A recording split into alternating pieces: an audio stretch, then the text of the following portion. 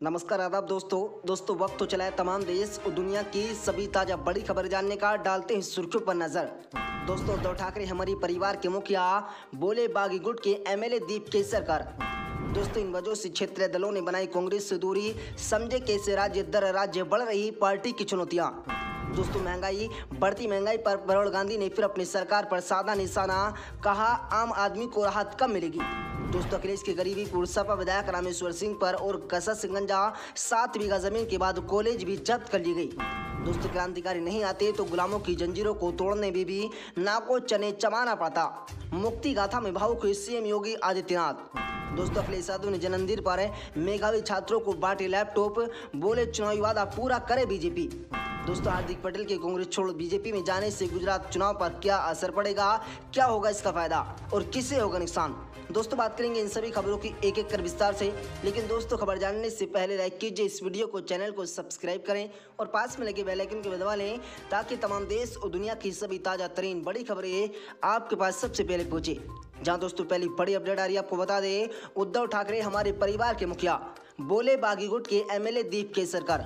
दोस्तों सियासी गलियारों में शांति ठहरे हुए पानी की तरह होती है, जहां धाराएं एक दूसरे को अंदर ही अंदर काटती रहती हैं। महाराष्ट्र की राजनीति की तस्वीर वैसा ही है। राज्य में भले ही नई सरकार बन गई हो, लेकिन हर बार और हर बयान कई तरीकों से मायनों के साथ आ रहे हैं। दोस्तों इसी कड़ी में शिवसेना के बागी गुट के विधायक दीप केसरकर ने गोवा में कहा है कि उद्धव ठाकरे के बड़े नेता हैं, उनके खिलाफ कुछ नहीं बोला जाएगा। दोस्तों गोवा में एक प्रेस कॉन्फ्रेंस के दौरान दीपक केसरकर ने कहा है कि उन्होंने उद्धव ठाकरे उचित समय पर बात की जाएगी, सारी गलतफहमी दूर की जाएगी। सीएम को लेकर उद्धव ठाकरे ने गुस्से में बयान दिया है, उद्धव ठाकरे हमारे परिवार के मुखिया हैं, हम उन पर टिप्पणी नहीं करेंगे। अगर घर में पिता नाराज हो जाते हैं तो हम क्या जवाब देते हैं। हम सब शिव सैनिक हैं और हम सबको समझाएंगे। हम उद्धव ठाकरे के किसी भी बयान का जवाब नहीं देंगे, उनके लिए हमारे मन में बहुत सम्मान है। अगर संजय राउत बोलते हैं कि या कोई बोलता है तो हम उनका जवाब देंगे। दोस्तों इसके बाद विधायक दीपक ने कहा कि वीडियो पे सफाई दी और जिसमें कुछ अन्य गुटों के कुछ विधायकों को नाचते हुए दिखाया गया। उन्होंने कहा कि कुछ विधायकों के नाचने का वीडियो हमें बदनाम करने के लिए बनाया गया है और ये हमें बदनाम करने की कोशिश की जा रही है, लेकिन ये डांस उनकी स्वाभाविकता प्रतिक्रिया थी। मुख्यमंत्री एकनाथ शिंदे ने हमें समझाया कि अगर अपने आप गलत किया होता तो मैंने गलत किया है।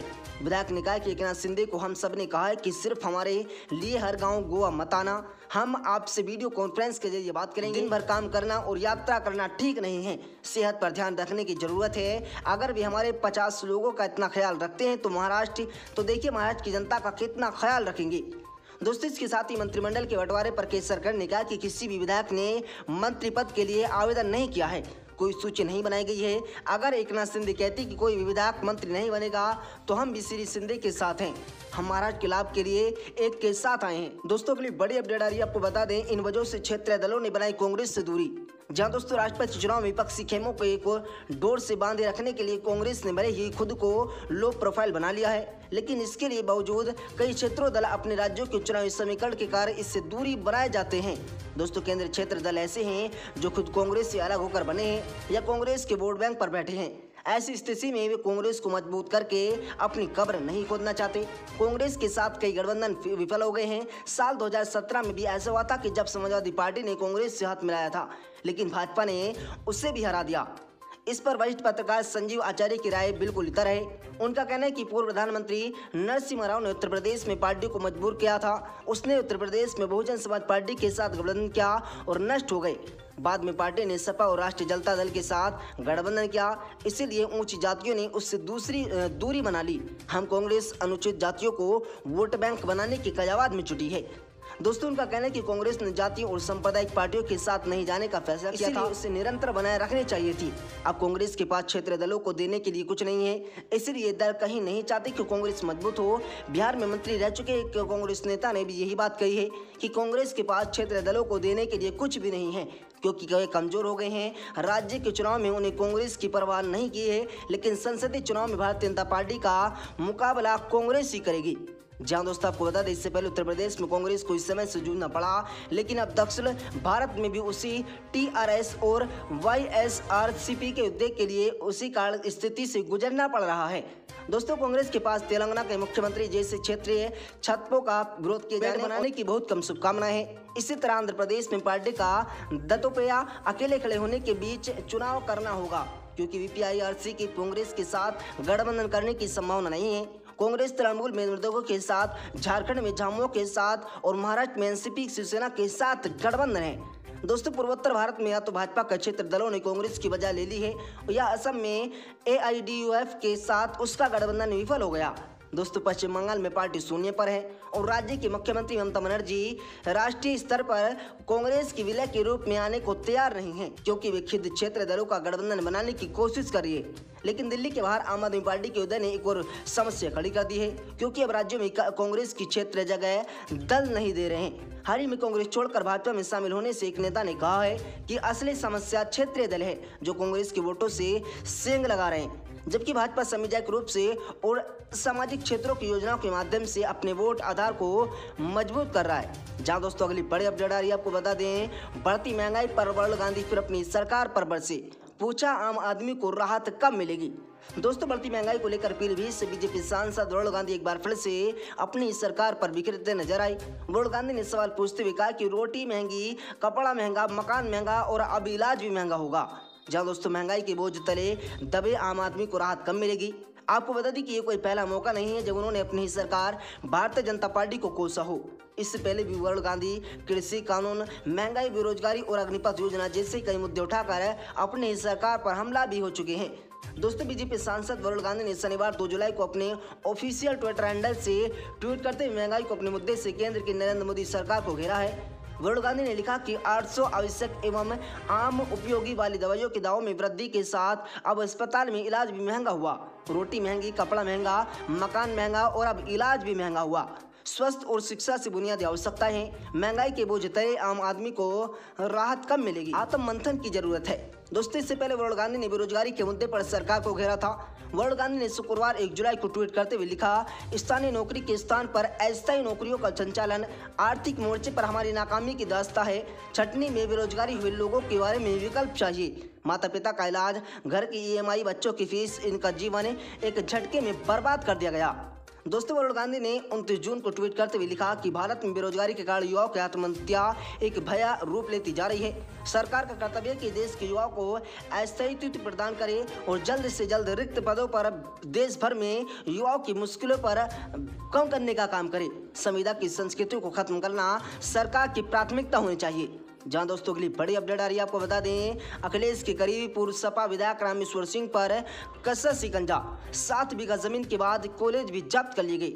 दोस्तों यूपी के एटा में अखिलेश यादव के करीबी और सपा के विधायक रामेश्वर सिंह यादव पर पुलिस का शिकंजा और भी ज्यादा कसता जा रहा है।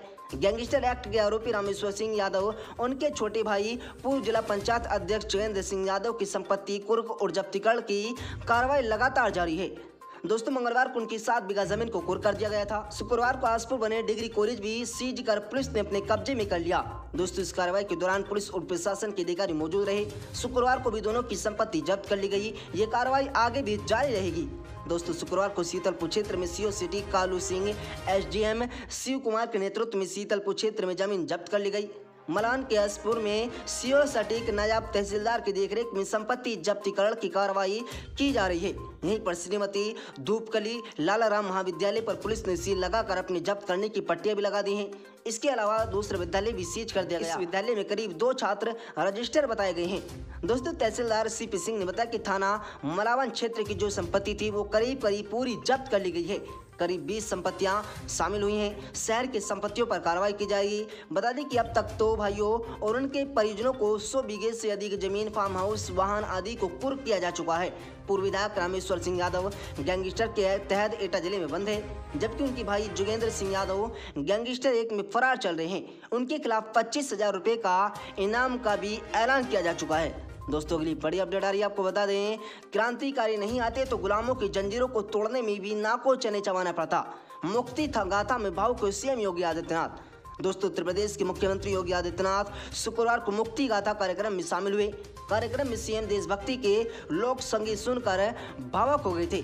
दोस्तों सीएम योगी आदित्यनाथ, हम सबका सौभाग्य है कि आज़ादी के अमृत महोत्सव के साल में हम आनंद की अनुभूति कर रहे हैं। ये साल चोरी चोरा आंदोलन का शताब्दी साल भी है। आज़ादी के अमृत महोत्सव वर्ष में आयोजित आज के इस कार्यक्रम में सोनीचेरिया मां सरस्वती संस्था का आवेदन करता हूं कि लोक गायिका मालिनी अवस्थी को धन्यवाद देता हूं, जिन्होंने 11 साल के पहले इस संस्था की स्थापना की। सोनचेरिया हमारे लोक परंपरा शब्द है जो भारत के प्रति जिन अवभावपूर्ण शब्दों के साथ उसके आगे बढ़ा। ये मुक्ति गाथा उसका परिधन नृत्य करता हूँ और दिखाई दिया गया है। दोस्तों, सीएम योगी आदित्यनाथ ने आगे कहा कि प्रधानमंत्री नरेंद्र मोदी के नेतृत्व में समस्त देश में आजादी का अमृत महोत्सव पूरे सत्ता के साथ आयोजित हो रहा है। ये वर्ष चोरी चोरा महोत्सव का शताब्दी वर्ष भी है। दोस्तों, चोरी चोरा की घटना ने अंग्रेजों की जड़ों को हिलाने में बहुत बड़ी भूमिका निभाई थी। उन्होंने कहा था कि संगीत एक साधना है, बिना भक्ति के शक्ति नहीं होती। अगर भक्ति नहीं जुड़ती तो क्रांतिकारियों की लंबी संग्राम भी नहीं खड़ी होती। क्रांतिकारी नहीं आते तो संभवतः गुलामियों की जंजीरों तोड़ने में भी नाकों चने चमाना पड़ता। जहां दोस्तों इस कार्यक्रम में स्वतंत्रता सेनानियों की कहानियों को गीत के जरिए पेश किया। इसमें मंगल पांडे की मेरठ क्रांति, रानी लक्ष्मीबाई युद्ध, बहादुर शाह जफर की दास्तान और काकोरी कांड से जुड़े गीत गाए गए। इसके अलावा चोरी चोरा आंदोलन, चंपारण का सत्याग्रह और स्वदेशी आंदोलन भी गीत गाए गए। कार्यक्रम में राज्यपाल आनंदीबेन पटेल, सरसंघचालक दत्त बोले भी मौजूद रहे थे।